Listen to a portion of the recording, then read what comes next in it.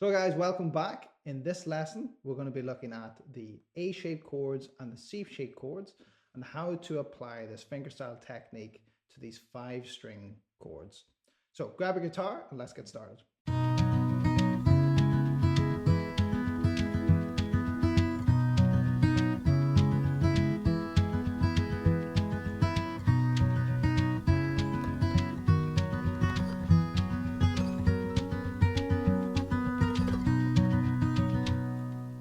If you just joined us, please remember that you can get the backing tracks, the tabs, and the write-up all for free on our website.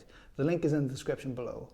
Also, please remember to like and subscribe, and we'd love to hear from you how you're getting on. If you have any questions, remember we always respond to all the questions in the YouTube comments. So we're going to start with an A minor chord.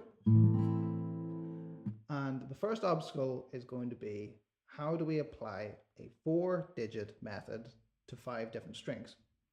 And it's going to differ depending on whether we're ascending the chord, go in that direction, or descending. So we'll start with our fingers. They're going to go in the same place that they did with this D chord. So first finger is on the G, second finger is on the B, and third finger is on the E strings. And that's where they're going to stay. And our thumb then is going to do both the A string and the D string. So I'll show you what that's going to look like. We're going to go thumb, thumb, and then when we've reached the G string, that's when we apply the fingers. So let's try that again with our A minor. Thumb on the A string, thumb on the D string, first, second, third. So the method of this thumb is just going to be just pushing it down to meet the next string, and then pushing it again. So you can just slowly work on keeping the thumb moving between these strings.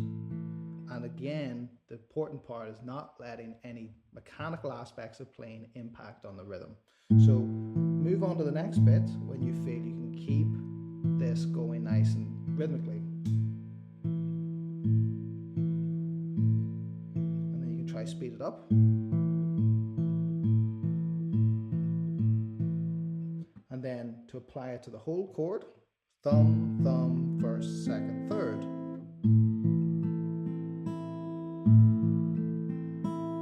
So that's the approach for a 5-string chord ascending. Let's look at descending. So now we're going to start on the high E string with our third finger. We're going to go third, second, first. And now, instead of thumb, thumb this direction, we're going to continue the direction that we're going, and we're actually going to pull our first finger down to the D string as well. So, and then the thumb is going to hit the lowest point of the chord. So you can see that we have to be a little fluid with our approach. It's going to change depending on whether we're going up or down. So we'll try this descended again, starting on our third finger. First on the G, first on the D, then thumb on the A. So going back to ascending, which was thumb, thumb, and then descending. That is going to be a little bit tricky to start with, just getting that to feel good. So let's do a little bit of work on that. Just up and then back. And we're going to do the same thing we did in the D. We're not going to hit this top string again. We're just going to turn when we hit this.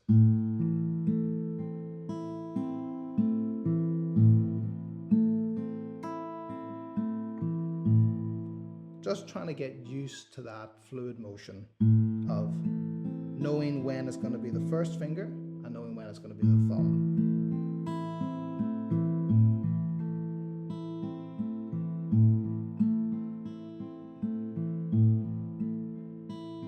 And once again, guys, not letting the mechanics impact on the rhythm. So no matter how slow you need to do it, in order to make it comfortable and make it flowing, that's where you should start, and slowly work at building the speed up.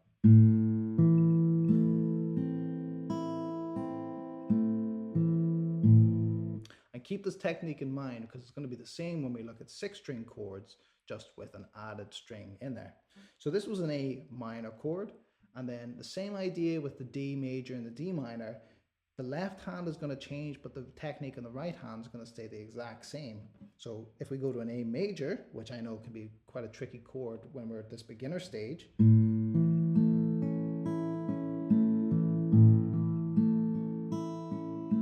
exact same thing on the right hand. And then the other chord is a C major.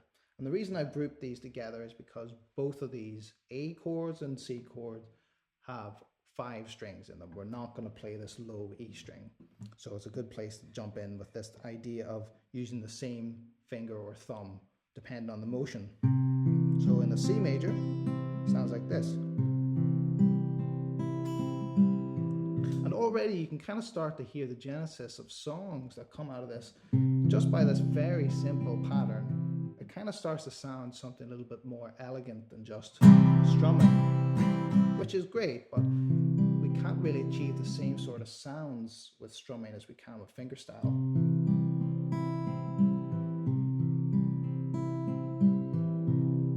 Okay, so that's the technique for both A chords and the C chord. So let's look at running a C major and an A minor together. So we'll go C major first into the A minor, a little bit like we did with the D and the D minor. One thing I want to show you before we start is moving between these chords. This is something that beginners will do a lot of the time, is they'll just lift all their fingers off the fretboard only to place them on in the exact same place they just did. If we look at the C major, try and look at the first and the second finger on my left hand. So here's a C major, and if we go to an A minor, they're in the exact same place. So because of that fact, I'm not going to lift them off. There's no point. If I know that I'm moving to an A minor in the next chord, all I'm going to do is move my third finger over to the G string. Now this is just one example of this, but there's lots of chords that have fingers in the same place depending on which chord you're going to. Always apply this idea, particularly in fingerstyle. It's nice to have these notes ringing out across the chord change so we can hear those still ringing rather than like a total interruption to the sound or the sustain of the notes. So look for places in all your other chords where you can do this as well. So we'll start with the C and we'll go up and then back to the low or to the A string. Then we'll change into the A minor. So start with our C.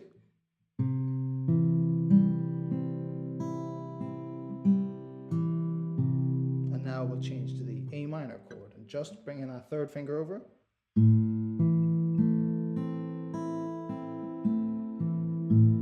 And then back to our C, just the third finger.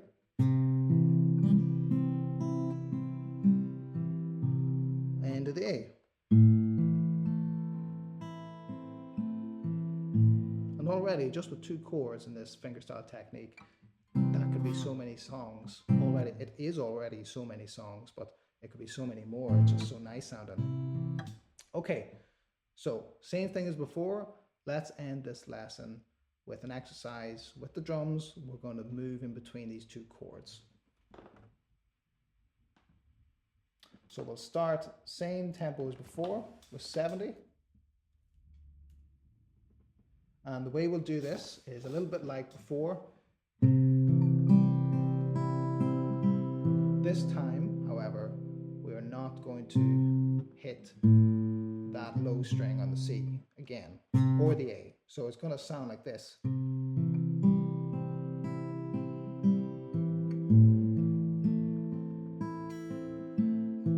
can hear when I'm descending, I'm not actually going to hit that A string. So going back to something I said before, this is the fluidity in the technique. We can't apply the exact same finger pattern to everything or else it just all sounds the same. So we get the general technique and then we have to apply the technique into separate patterns. So this pattern is all the way up and then nearly all the way back down, just not hitting the A string again on either chord. So the next time you hit the A string will be on the next chord. So C, A minor, C. Alright, so let's try this with the drums. Right, 1, 2, 3, 4.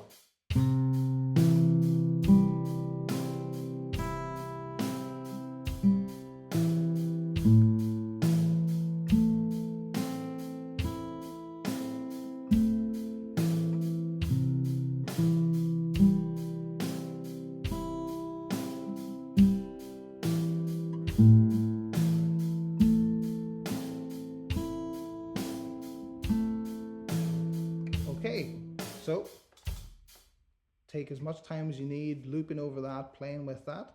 When you're happy with your speed and you think, yep, I've got it, we're going to jump into this higher speed at 85 beats per minute. And here we go. 1, 2, 3, 4.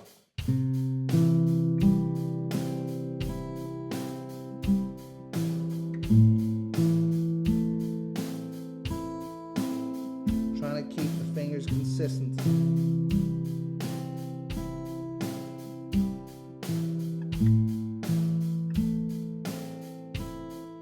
We'll go again.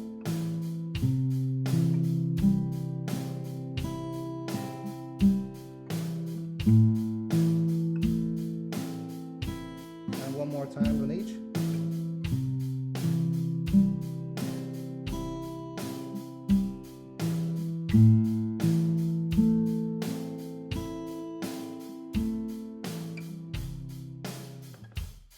Okay, hope you found that helpful. Keep going with that, building up into this faster speed, and even past this if you want to try playing it when you've reached that a happy place with that drum loop. Try doing it even faster on your own. Remember that the rhythm has to stay the same. Don't let certain strings jump out as being faster or slower. And likewise, in terms of the volume of your strings, try not to have any of them that are particularly loud or particularly quieter than each of them. So, I hope to see you in the next lesson. Goodbye for now. I hope you enjoyed that lesson. If you'd like to see the next one, please click here. If you want to start the course from the beginning, please click over here. And remember to like and subscribe, the good old stuff. And if you have any questions, we'd love to hear from you. We always respond to all the questions in the YouTube comments.